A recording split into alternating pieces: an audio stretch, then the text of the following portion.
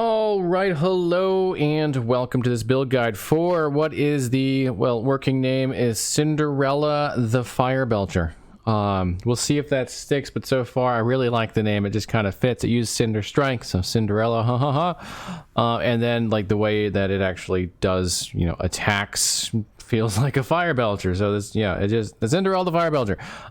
This is using Dragonsong, which is a brand new unique that has been added to the game in 0.8.5.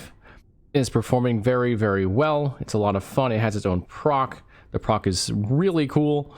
So yeah, we're having a great time with it. I've been using it for the past few days, and I've even been farming with it. We're at like 150 or so corruption and climbing. We'd be farther if it was faster to do so. It has not had any issues whatsoever. I farmed all day today at around 150 corruption. And I don't think I died once, so just doing very, very well. I have no concerns about this going 200, probably even 300 or higher in corruption, especially as we continue to add on, you know, more gear. So yeah, here's how it looks, just to give you a quick idea of what makes this kind of so ridiculous. So once you get going, yeah, the numbers are crazy. It just starts to proc like just super fast. There are times where it feels like it's proccing constantly. You see that like flame that's going out? That is the unique, and it does a lot of damage. I mean, there's other things that do more damage, but this has no internal cooldown on it, so technically, if you proc it enough, you're going to be able to keep up with just about anything. Alright, so how does it perform actually in a monolith, though? Let's go to the one I've got the highest corruption on, which is currently Reign of Dragons, because I am farming Crit Avoidance Blessing. This is definitely not a finished build. It is just finished perfectly well enough to do a build guide on, because I have no issues about scaling. I'm sure it's gonna be fine. And to show you, so we're at 156 corruption. We have quite a few modifiers on. There's actually some pretty dangerous stuff in here, and some stuff that's gonna, you know, cut down our damage. So not exactly an easy run here, not an easy echo at that current corruption. So bear that in mind. The performance is probably going to be a little worse than what you'll see typically, because I've just taken some bad modifiers, which was intentional. I took some bad modifiers in order to increase the likelihood that I get some dungeon keys, because that's another thing we're working on right now, is trying to get lots of dungeon keys. So one thing that's particularly stands out compared to other marksman builds is this one. You want to be up close and personal, because the Dragon's Breath proc is pretty short range, but even more so, the Dragon's Breath proc will proc on any crit potentially. It's got a 30 whatever % chance with a good bow. And we get, as you can see here, shurikens surrounding us, and they can hit a lot if you are really close to the enemy. So we get way more procs if we stand very close to something, and that is ideal. So this wants to be up close and personal, even as a marksman, and it's still plenty tanky enough to handle that. There's not really an issue there. It does really well on bossing as well. It has good damage for bossing. As you can see, it has no problem clearing out enemies. It is so much fun to play. This is just, I've been kind of addicted to it. It's been hard to do anything else other than play this. In fact, at some point here real soon, I'm gonna have to stop playing it because I need to make other build guides, but I've been so addicted to this one that it's kind of hard. But yeah, and it doesn't take long to get through. I tend to kill a lot of things on the way, but you definitely don't need to. This can go very fast if you want it to, but it's so much fun to kill everything that I just do. But yeah, you can definitely use this as a speed farmer. It's not hard to do so, and I think you'll have a really good time with it doing that. Okay, so that's the gameplay. Let's actually get into the pros and cons, the skill level you need to play it, the potential for nerfs, and tier 4 dungeon viability. All right, pros and cons, starting of course with the pros as always. So getting into damage first, this is good both AoE and single target. It doesn't really struggle with either. It's not like top tier really of either one, but it's very good. Bossing is just fine. It's not going to struggle with it. It's going to do plenty of damage. And packs will be pretty much deleted relatively quickly, especially if you're facing the right direction, which is what you need to do. in order to get the proc to go off. So we'll talk about this a little bit later, but the proc is actually in whatever direction you're facing. I'm actually not here. There we go. So it's whatever direction you're facing. It has nothing to do with like where you hit or where your cursor's at. It's only what direction you're facing, which isn't really a problem for the way I've made this build, but some other builds it can be. If you're using umbral blades, like if I throw out umbral blades and I like had a spinny thing there, it would be going the wrong direction. But again, not a problem for this, so kind of unrelated. So damage is really good. As far as tankiness goes, it is actually pretty tanky. It has, as usual with Rogue, multiple ways of either reducing damage or avoiding damage altogether. And we have a really nice node in Cinder Strike that we have access to, which gives us 50 dodge rating and 15% fire resistance per stack of oil coating, and we attack very quickly. We get a lot of oil coating stacks, so our dodge goes very high. And our fire resist, we're actually running 14, you can see here, but as long as we attack things pretty consistently, it takes no time at all to get enough fire resistance and way more. And you can see our dodge is right now at 74%. That is at like level 90 something. I was actually level 47. Anyway, it still goes up to like really high. And this is just with one proc. It doesn't include other procs that we can do to get more dodge. So it is got plenty of tankiness. We also are wearing Throne of Ambition, which adds a lot of armor on boss fights. We can actually show that over here. I still have a lot more work to do on armor, but even without doing much, like look at the armor go up. It's pretty good, and that'll keep going up through a boss fight as long as you maintain consistent damage, which you will. Being able to run over 1,000 armor without really any investment is pretty decent. So definitely several ways that we can get mitigation. There's also, we have access to 2 silver shrouds, so that's a free don't take a hit. Not a problem with the tankiness so far, and I don't expect it to be, especially as I add more health onto this build, because I do intend on it. It's going to continue to go higher and higher. All right, as far as clear speed, it's also really good at that. The only thing that really slows it down is I do, because I'm not running much fire resistance, I do need to hit stuff every once in a while just to make sure I maintain my fire cap if there's fire enemies in the area, but it's not really hard. The bigger thing that slows me down is I just like to kill everything with this build. This is unusual for me. I don't like to stop and kill things. On this build, I do.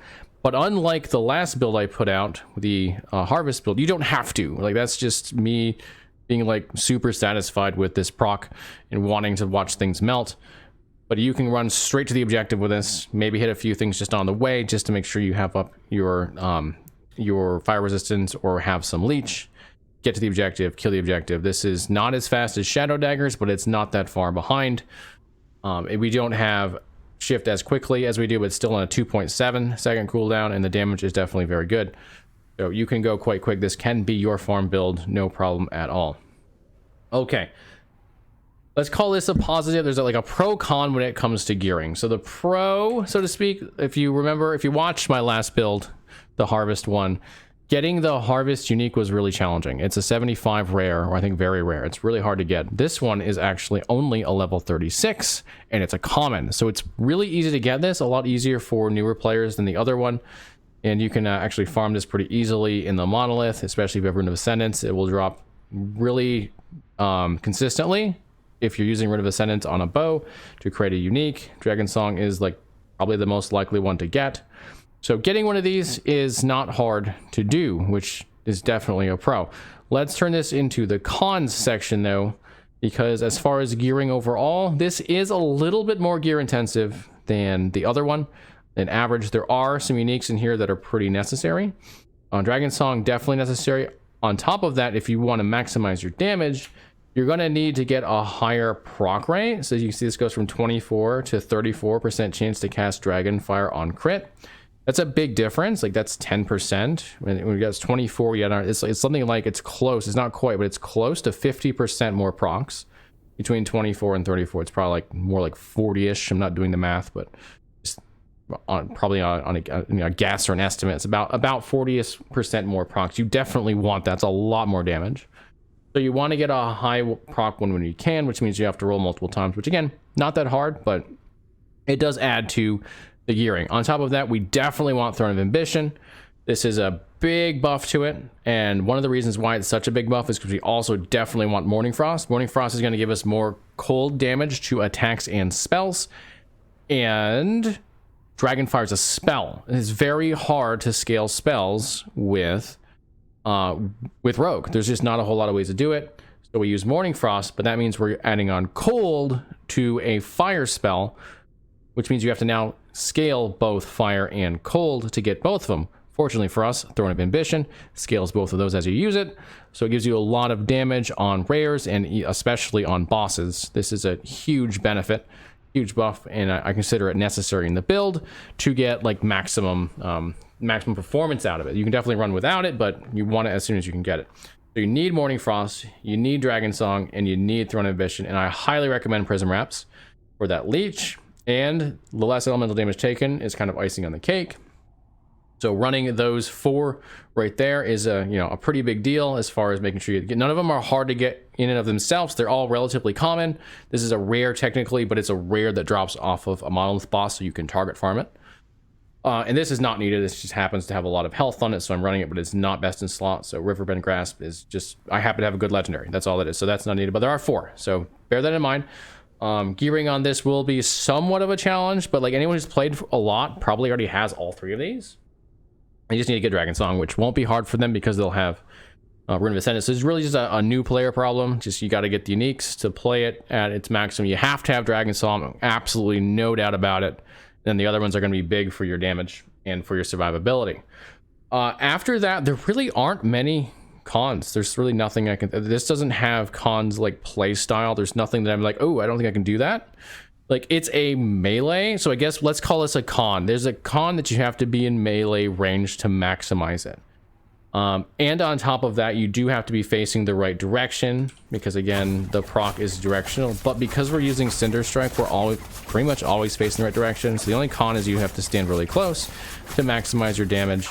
But you don't have to stand close all the time, unlike most melee skills. Like most melee builds, you have to be able to do damage. So if you're fighting Jolra, you're kind of screwed if she stands in some crap because you're just stuck there. But in this build, you can go over here, and you can be a ways away, and you can still proc that and still hit from here. You're just not getting the shurikens. There's just not much bad to say about this build. If you don't mind being close, it's got so much dodge, you won't get stunned that often. It's a really good build. There's not a whole lot to really gripe about. Okay, let's get off of that and on to some other stuff. Let's go to the skill level. It's easy. It's not hard to play. You Cinder Strike, you stand close, you run Smoke Bomb, and you run Decoy. Decoy, of course, will help you take even less damage because they're going to attack Decoy. Decoy is going to give you a buff, and so is Smoke Bomb. Smoke Bomb is going to give you a pretty sizable buff because it's going to do all the armor shred for you. And Umbra Blades is on here because I was testing it, but you can actually turn that off. It doesn't do anything. There's nothing here. Nothing to worry about. We're not worrying about that at all. We're actually using Shurikens as a proc through shifts, which is just shifting. You want to shift on cooldown. That's it. That's all there is to it. It's a pretty easy play style. And for new players, though, you do have the whole problem with gearing, so do bear that in mind. So I wouldn't call it a beginner build. It's not a beginner build because you need to get the gear, but it won't take you that long to get the gear as a new player. Run something else until you can get it, and then switch over. Okay, future patch considerations. This one I'm a little bit more concerned about. Why? Because it's a good unique. I don't think it's an OP unique. I really don't. I don't think this is an OP territory. I think this is still in the, this is a reasonable amount of damage for a build to be doing. But when a unique comes out and it's this popular, I always worry about it because sometimes you can have an overreaction from a dev who sees how popular it is and equates that to it's too good. So we'll have to see on that. Right now, though, it's fine. It hasn't been touched. It's gone through one hotfix, no issues. Hopefully it will stay that way because this is a lot of fun. And again, I don't think it's OP. So there's some concern, but it's not like a clear, this needs to be nerfed. Like it really doesn't. It's great. So we'll have to see going forward. As far as the dungeons, can this do tier 4 dungeons? Jolra, we've got Lightless Arbor, we got the big like mountain dude. And then Cremoris, I think that's how you say his name, from Soulfire Bastion. I don't think this will struggle with any of those. Like, I don't think it's going to be necessarily the top tier, but I think it can handle all of the mechanics of all of the fights. Jolra is the most concerning because she does stand in crap and you do want to be in point blank, but like I pointed out, if she stands in stuff, I can go over here. I can still get leech off on her. I'm still doing quite a bit of damage. It's really not a big deal. In fact, I'm not even doing that much less damage than I'd be doing otherwise. And so I can handle with this build her standing and crap, where I couldn't do that, say, with the harvest build. So we're good there. The mountain build, I think anything's going to be fun in the mountain build. This is not going to be any different. It's going to be able to handle anything that, or the mountain dungeon, be able to handle anything that mountain boss can really throw at it. It's never really probably going to be an issue. I'd be surprised if I go with a build where that one is. As far as Cremoris, or however you say their name, his name, this is actually probably a really good build for that, because that one wants you to switch damage immunities while also oftentimes throwing at you the opposite damage, which I think is stupid, but it does that. It will make me, hey, it's fire on the floor, you better go to fire. Oh, by the way, there's a necrotic circle coming. Well, in this particular case, you can switch to fire, and then you can drop your smoke bomb and you can dodge the necrotic circle because you will pick up a silver shroud stack. So I think this will actually do really well on that. I think this is actually going to end up being a pretty good dungeon build. I haven't tested it yet. I want that to be a caveat. We haven't gotten there, but I think this will be fine for all of them. So I don't see any content actually stopping this build. Okay. Now we got all that out of the way. Let's move on to the actual build, starting with the skills and specs. Okay, so skills, but before we get started with actually going through the skills, we need to know what Dragonsong is doing, so we know why we're choosing certain nodes and certain skills. So let's take a look at Dragonsong real quick. It does a few things that are, well, everything it does is really important, but some things are particularly important for our choices. For example, +2 to fire skills means any skill we get with a fire tag is going to have an extra 2 points in it. Increase attack speed and cast speed with fire skills, same thing. If it's got fire, it's going to attack faster. +5 critical strike chance with fire skills. This is good, but honestly not that important for us because we're going to have critical strike vulnerability on the enemy, so we'll quickly get to full crit on them. But it's a nice little starter until you get the full crit vulnerability. But then the biggest one is this 33% chance to cast Dragonfire on crit. Now notice the way this is worded, it's really important. Chance to cast Dragonfire on crit, not Dragonfire on fire crit, which means we can take really anything that hits and crits and cast Dragonfire.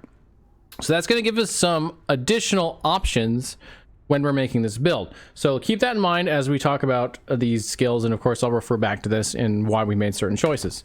Okay, let's start, in fact, with the main attack skill, which is Cinder Strike, since that's the one that's got most of the synergy with Dragonsong. So we are trying to proc Dragonsong. That is our main damage. So everything with Cinder Strike is with the intent to do that and then to give it more damage. We don't worry nearly as much about Cinder Strike's damage itself. It's going to do some, but that's not the core loop here. So we're going to take a few things in here to increase the number of attacks that we actually get off, the number of hits per attack, as well as increase the damage. We can start down here in the bottom right. Which way you go here really is kind of personal preference. If you're leveling with this bow, they're all going to be good. Ignition, we have to take just to get over to this section of the tree. It doesn't really do much for us. We're going to take 4 of 5 in oil coating for 20% fire damage per stack. You can take 5 here, but honestly, it's not really needed because you're going to have so much fire damage on bosses. So it's not that big of a deal if we have the extra 5% per stack. And there are other things that are more valuable here. For example, having elusive to get a massive amount of dodge rating from the oil coating, and also our fire resistance can come from here. You can see that my character has 14% fire res. That's because as long as I'm constantly attacking, I'll be capped just from that. But 50 dodge rating per oil coating is really good for defense, and since we have plenty of offense, I chose to take this instead. You can always swap one of these for one of these if you'd like. A little bit more damage, a little bit less defense. We definitely want elemental vulnerability, though. We want, instead of fire, to do elemental damage increases. Why do we want that? Well, because we are running these boots, the Morning Frost boots, which are going to give us increased, or additional, not increased, cold damage per dexterity. So we're going to be running a combination of fire base and cold base. So this will actually scale both. We're also going to take combustible for the increased fire pen, which is really nice. Of course, it's not going to work on all of it, but it's still going to be quite a bit. Fire pen is a pretty big multiplier on the fire side. So beyond that, we are going to go over into the left-hand side for Suit and Ash, just to get us over to Eagerness for additional attack speed. And attack speed means more attacks, therefore more procs, therefore more damage. We'll also take on the upper right-hand side here Kindling. The fire red shred is nice, and I did mess around with using this instead of this. It's not as good, so you might think, wow, I should take 5 in that. But if you get fire red shred from your blessing and then take this, it's actually better than taking the 30% here. So I definitely recommend not taking more than 2 in here, even though it definitely is tempting to do so. But what you really want is Burning Dagger, which is going to send a dagger towards the enemy, and then Fire Breathing, which is going to create a conal attack on your first strike. So the conal attack looks like, well, you actually can barely see it in there. It's the little ones going out. Those are the conal attack. And these little things surrounding me here are actually the Burning Dagger. Those all count as hits, so that'll give you a whole lot more procs from this, which is what we want. So that's why we're doing everything we're doing in Cinder Strike and not taking like more multipliers and whatnot where you normally would. We just want to proc the crap out of our bow and also increase the damage it does. Okay, moving on to the other stuff that is more supportive. So of course, shift in every rogue build. I've never seen a rogue build that doesn't use shift, because why would you go without a movement skill? So my go-to with shift is always 2 in shadow recuperation, 2 in swift recovery, and then 3 in momentum, because that 50% increased movement speed for 1.5 seconds is just really good. It's super fast, so definitely worth it. And then we're gonna go and take 1 in shadow slip for vulnerability, and I took 1 in elusive here. Now you have a couple of ways you can go here. You can go up to the right here and take some points in Brascula's Hesitation, which decreases the distance. This is why I'm taking this, by the way. You can get some more damage out of this in like 1 hit, but with this build, it makes very little difference. What I really want to do here is I just don't want my shift to go so far away that I'm out of range with the Dragon Breath from the enemy whenever I do shift, because I want to shift on cooldown, because I want to keep up shurikens. We'll talk about that in a minute. So that's why I chose the 20% distance, but this is really personal preference. If you find that shift doesn't pull you out of it, which it very well may not, you can scrap this whole section here and just put 4 points into elusive, and then you have 1 free point. What you cannot scrap, though, is the 5 of 5 in Sleight of Hand to get the +5 shurikens thrown. Now, speaking of shurikens, let's go into that tree and see why we're taking shurikens, because it's for 2 reasons. Whether you're familiar with shurikens or not, you may or may not recognize it immediately. I did mention it earlier in the video, but let's go through it. So we're first going to go down here and we're going to take Blade Shield, which causes it to cast around you. And you see when I shift, they start to spin around me. That's great. So instead of flying out, they are orbiting me. And then while I have them spinning around me, I get armor. So you have increased armor per shuriken spinning around you. So this is quite a bit of armor. I go up from 360 whatnot armor to 899 just by doing that. So that's pretty good. That's the first reason. We're going to take duration here just to make sure it stays on us, but we're still going to use this pretty much on cooldown. Now the second reason why is because these things, there it is, they can proc Dragonsong. So if you get really close to the enemy and you hit with these things, it will proc it. Now we can also take Pierce Chance to make sure that when we do use this and we do hit an enemy, they don't go away, they keep spinning. So, but you can hit multiple enemies with it, and then you can just recast it on cooldown, and so you get extra procs. And if you have a group that's close by, you'll get a bunch of procs from it. We also take in Jagged Edges for the base crit chance, which is just, gives us a little bit quicker of a build up to the crits on this. But again, crit vulnerability makes everything so easy. So that's kind of just extra. This is the stuff that really matters down here. Okay, moving on to the last 2 skills. We've got Decoy, which is built. It's got one path that's really good, another path that's more experimental. Again, this is an area where you can mess around with it. But the 4 or 5 and embedded spikes to get to the maximum decoy charges. I definitely recommend having 2 charges of decoy. It just makes your life a lot easier. And then we've went down here from lasting presence into the shadows for dodge rating with active decoy. And then ambush for a crit multi increase per our dodge chance. So to show you how that works, we currently have, let's see, crit multi is 322. Throw that out there. It's not going to update until this blows up. And then we have 378. Now, if I've got a bunch of other dodge stuff on when that blows up, I get even more crit multi. That's a good way to add some crit multi to our build. The experimental stuff is, I do have this right here, which is more for the area, just so you can hit more things. But explosive charges here and stuffed to create more explosions is an attempt to get more procs off of the bow. Is it necessary? No, it's really not. And you might think maybe I should go this way and take some frailty stuff and maybe some shred stuff, and I would tell you maybe, yeah, you very well may be better off to do that. So again, this right here, you don't necessarily need it. You might be better off to go this way.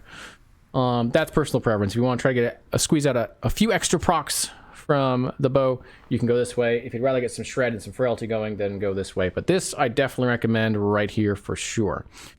And the last one is Smoke Bomb. Now, Smoke Bomb I'm using a little bit unusually, I guess you could say, from what most people tend to use, or a lot of people do. I'm doing some of the things that are consistent. I'm getting some Dusk Shroud from it, some Silver Shroud, and some Crimson Shroud. And now this gives you multiple defensive layers. This one especially for damage over time. This one gives you a free dodge. And this one gives you some dodge and some Glancing Blow. And I am taking additional duration, but then I'm pushing this into Armor Shred. So I am getting all my Armor Shred from here, which means I don't need it anywhere else on the build. So if I drop a Smoke Bomb in here, you can see their Armor Shred jumps dramatically, like very quickly into the 15 plus. This is all I need to get my Armor Shred up to a very reasonable level. I can ignore it everywhere else. So that's why I took it there. Okay, that is all the skills and specs. Let us move on to the passive tree. All right, starting with the rogue base class. So we've got attack speed and fizz damage here. The attack speed is the big part of this. The fizz damage still should scale just fine with the damage on Dragonsong, the bow, but we don't have like any fizz damage increases, so not gonna get a whole lot of that, but it's just extra icing on the cake. We did take one in steady hand just because we need to get further along in the tree somewhere in here. I don't remember where, but somewhere. Guile for the dodge rating and poison res is really good. 40% poison res right here, and 80 dodge rating is great. Evasion's an awesome node. Damage taken while moving to minus 25% and increased dodge rating 25%, sure. And then I also really like agility, haste on hit chance. Increased damage per increased movement speed is great because we like to get movement speed on rogue, and we'll have extra movement speed a lot of the time, so why not take that too? 5 of 5 in dodge and parry for that 50% glancing blow chance, a little bit of dodge rating. And then Sapping Strikes will make sure we never run out of mana, not even close, and we'll get a health gain every time we hit as well, so why not? Okay, let's quickly talk about Blade Dancer, just to get out of the way. I do take 8 of 8 fairly early in Cloak of Shadows. When exactly you take is up to you, but you get that Glancing Blow chance and 8 Dexterity. Dexterity is really good on this build because you get +1 cold damage every time you do it. Do bear in mind, though, you also lose resistance, so balance out your Dexterity with your resistances if you're running Morning Frost, which you should be.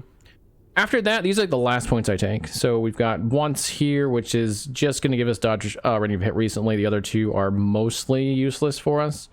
And then Shroud of Dusk is a nice 30 health here. The chance to gain Dust Shroud and hit is nice, but it's not going to happen very often.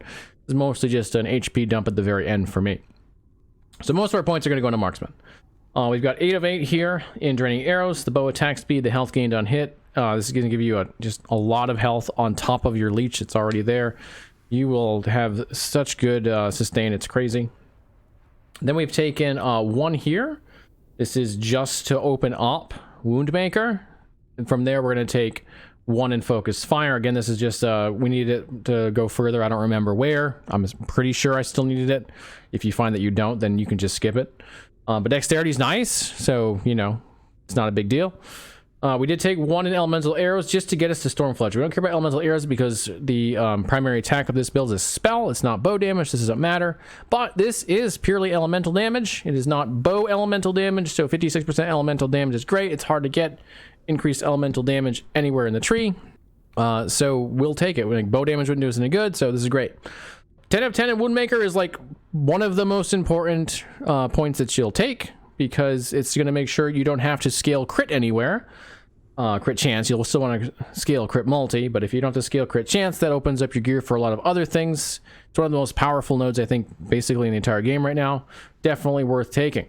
We're going to take 1 of 8 in Concentration, 8 of 8 in Meditation, 5 of 5 in Reflection. I just found this to be really strong. Like, that's a lot of dodge.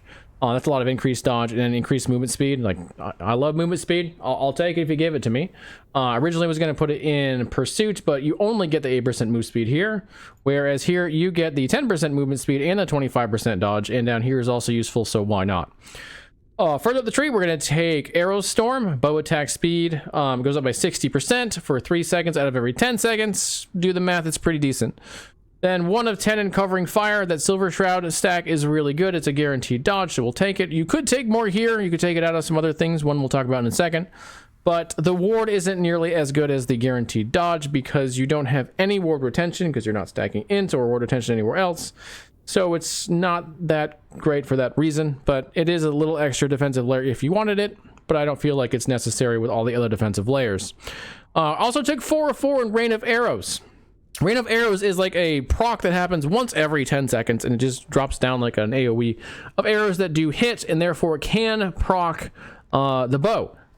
However, it's once every 10 seconds. Why did I take this? Honestly, for the memes. That's why I took it. It's the first time I've ever had a reason to take this that wasn't absolutely horrible.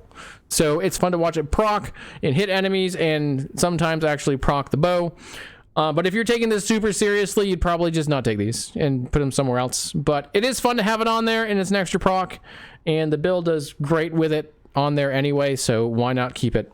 Barrage of Pain increases our crit chance per stack of Barrage of Pain, which we get when we hit stuff, so that's good. So a more crit chance on our side, and then of course crit vulnerability means we'll hit crit cap very, very quickly on the enemies. And then Perfect Aim is amazing because it's 15% crit multi per point.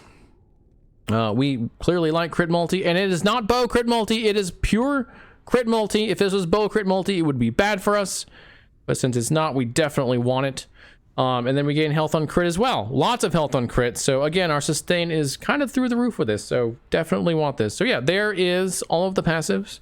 There's some wiggle room here, but a lot of this stuff actually I tested out pretty intensely. So it's going to be hard to find too many places to make a huge difference. There's some flavor stuff. There's some more decks to be gotten in here.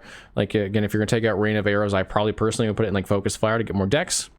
But most of this stuff is pretty close to optimal, so you're probably going to find it's hard to make too many differences. That's the passive. Let's go into the gearing. Okay, starting with the primary gear. So there's quite a few uniques on this, and so far as there are 4. Obviously the bow is required. I consider the boots also required. I consider the prism wraps highly recommended, and then actually there's 5 because the Throne of Ambition, which is also highly recommended, if not required, late game. You don't need it early game, but you want to pick it up when you can because it's going to really help with bossing. And then Word Trail is nice to have if you get a good LP version. We'll talk about that in a minute. So let's talk about the main stuff that you really got to have. You got to have Dragonsong. It is how the build works. Like, this is a build enabling unique insofar as you can't get Dragonfire, which is the proc, without it. You must have this. What are you looking for as far as stats on this? You want as high as you can get chance to cast Dragonfire on crit. That is your primary. The other stats don't matter in comparison. I mean, obviously they do matter, but you want as high as you can get on that. 24 is not very good. You know, in the 30s, you're starting to talk. That's almost a 50% difference in how often it procs between like 24 and 34. It's a little less than that, but it's enough to where it's very noticeable. So make sure to get that as high as you can. The good news is this is a common drop. It's a relatively low level drop, and so you can keep gambling this up, so to speak, with Rune of Ascendance. So one of these guys, by putting bows in there, and you have a decent chance of it becoming that bow. So as you're farming and getting these, you can continue to work that bow up. It's exactly what I did until I got a very good one. If you happen to get an LP version, crit multi is your best friend on here. Otherwise, bow attack speed is also really good. Don't sacrifice the chance to cast Dragonfire and crit, though. Like, if you get a really bad chance to cast Dragonfire and crit, but it's an LP, don't take it. You want that chance to cast Dragonfire and crit more than anything, so make sure that is your primary. Okay, the next one that is a must-have is Morning Frost. The reason this is a must-have is because it's damn near impossible to scale spell damage on a rogue, except for Morning Frost. Of course, the problem is Morning Frost scales cold damage to spells. It is a fire-based attack, but that's okay because there's nothing that says that it has to be fire. This will scale all added damage no matter where it comes from, not just fire damage. So we just have to now scale for both fire and cold. So we go elemental. That's why we took what we did as far as Cinder Strike. Go ahead and take Elemental Vulnerability. That's why we run Throne of Ambition, which just so happens to be both fire and cold damage per stack of ambition. That works out really nicely. And then we'll just be looking for elemental or increased damage while wielding a bow or something along those lines. You're looking for something that will hit up both of those damage types. Now, Prism Wraps, really hard, honestly, to go without this, in my opinion.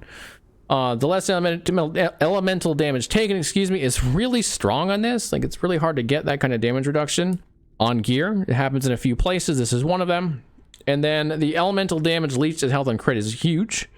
3 to 8%. If you get a higher one, that's great. If you do manage to get an LP on this, it's not super easy.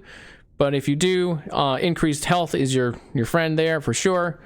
You could always put added health on there as well. Dexterity. Those are probably the only ones I'd really be super interested in going with. It's some sort of increased damage as well would be fine. Vitality. So yeah, any of those. You probably won't have an LP though. That's fine. We're going to go without the increased health, even though, you know, that's painful, but still worth it. The last one, Ward Trail. If you get LP on this and you can put increased health, hybrid health, or both, then I really consider it. If you get both increased health and hybrid health, then definitely. If you don't, then you're probably just better off going with a crafted with increased health and hybrid health. The health is much bigger than anything else this is going to do. But if not, if you do it, get a 2 LP and you can put those on there. This is awesome because it gives you the dodge rating, gives you the move speed, it gives you the hybrid health. There's actually another unique in here too that you could kind of do that with if you really felt like it, if you're really up for it. Do bear in mind that doing this means you don't get the cleanse, so you have to be willing to go without the cleanse. You can also do this with a Viper Tail for the dodge rating, increased dodge rating, health and health. Or if you get lucky, you could just, you know, happen to have one with an increased health, hybrid health, and increased dodge sealed. Yes, I got very lucky on this one. Not perfect though. I didn't only get a tier 2 hybrid health, so it's not like amazing, but it's a tier 7 increased health, tier 4 increased dodge rating. Basically, I'm just trying to tell you, try to get increased health, hybrid health, and dodge somewhere if you can. Otherwise, just take increased health and hybrid health. Those are your primaries. All right, that's the uniques. Let's talk about the other stuff in the build. I originally put a prismatic gaze here for the lulls in the memes, and it wasn't very good, so don't do that. Increased CDR, dexterity, make it a crit strike multi-base, increased health, and either added health or a resist here. Either one are fine. As far as your amulet, bone amulet's always a go-to easy choice. Crit multi, increased elemental damage, a couple of resistances or a health here. You can also run frailty here if you're not running it down here. So relic or amulet, run frailty. Speaking of relic, poison res and leech rate are great on this, but you can go a couple of ways on your relic. You could go, let's see, increased dodge rating is really good. You could do increased fire damage, although it's not like amazing. You could do more leech if you want to. You don't need to.